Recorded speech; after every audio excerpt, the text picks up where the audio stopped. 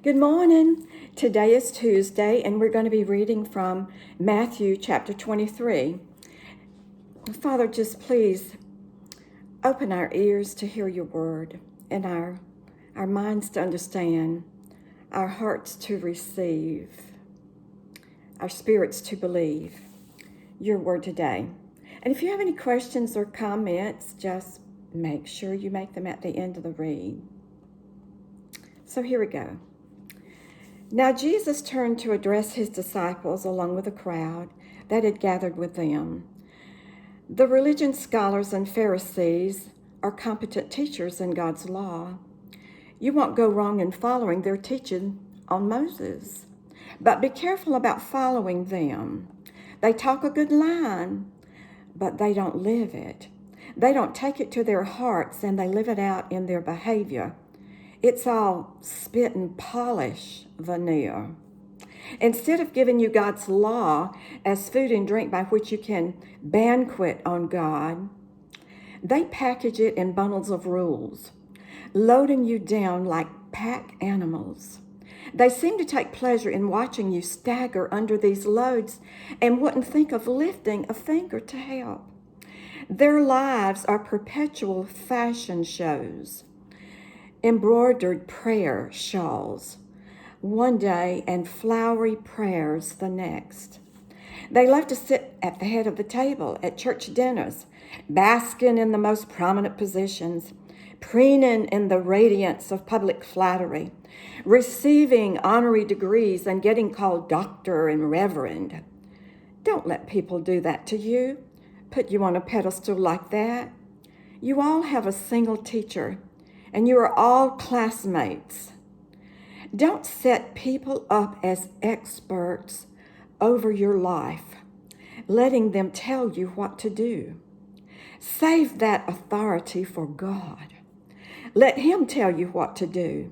No one else should carry the title of Father. You have only one Father, and He is in heaven. And don't let people maneuver you into taking charge of them. There is only one life leader for you and them, Christ. Do you want to stand out? Then step down. Be a servant. If you puff yourself up, you'll get the wind knocked out of you. But if you're content to simply be yourself, your life will count for plenty. I've had it with you. You hopeless, you religion scholars, you Pharisees, frauds. Your lives are roadblocks to God's kingdom. You refuse to enter, and you won't let anyone else in either. You're hopeless. You religion scholars and Pharisees, frauds. You go halfway around the world to make a convert. But once you get him in, you make him into a replica of yourselves. Double downed. You're hopeless. What arrogant stupidity. You say, if anyone makes a promise with his fingers crossed, that's nothing. But if he swears with his hand on the Bible, that's serious. What ignorance. Does the leather on the Bible carry more weight than the skin on your hands? And what about this piece of trivia? If you shake hands on a promise, that's nothing. But if you raise your hand that God is your witness, that's serious? What ridiculous hair splitting. What difference does it make whether you shake hands or you raise hands? A promise is a promise. What difference does it make if you make your promise inside or outside? A house of worship. A promise is a promise. God is present, watching, and holding you to account. Regardless, you're hopeless. You religion scholars and Pharisees, frauds. You keep meticulous account books, tithing on every nickel and dime you get, but on the meat of God's law, things like fairness and compassion and commitment, the absolute basics, you carelessly take it or leave it. Careful bookkeeping is commendable, but the basics are required. Do you have any idea how silly you look writing a life story that's wrong from start to finish, nitpicking over commas and semicolons. You're hopeless, you religion scholars and Pharisees, frauds. You buff the surface of your cups and bowls so they sparkle in the sun, while the insides are maggoty,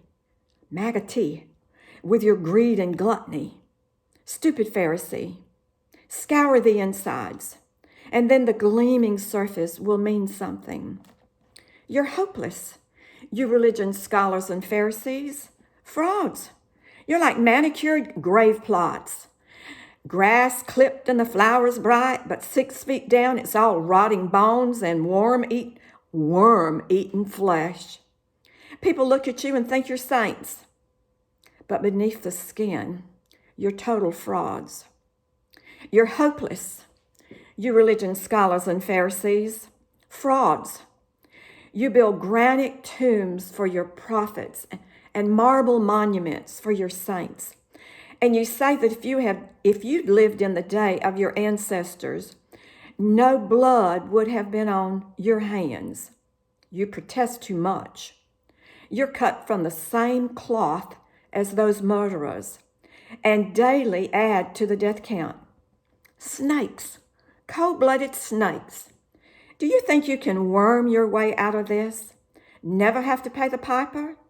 It's on account like you that I send prophets and wise guides and scholars generation after generation. And generation after generation, you treat them like dirt, greeting them with lynch mobs, hounding them with abuse. You can't squirm out of this.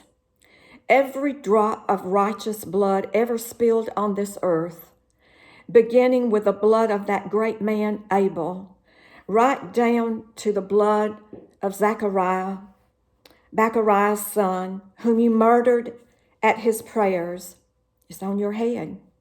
All this, I'm telling you, is coming down on you and your generation.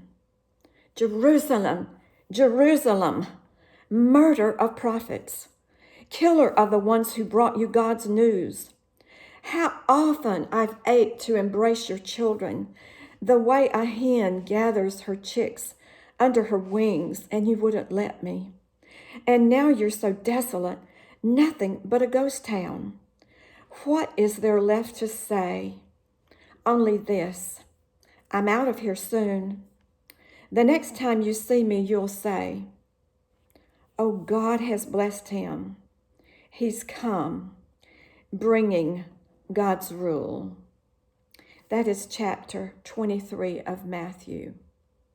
Have a blessed day and meditate on his word.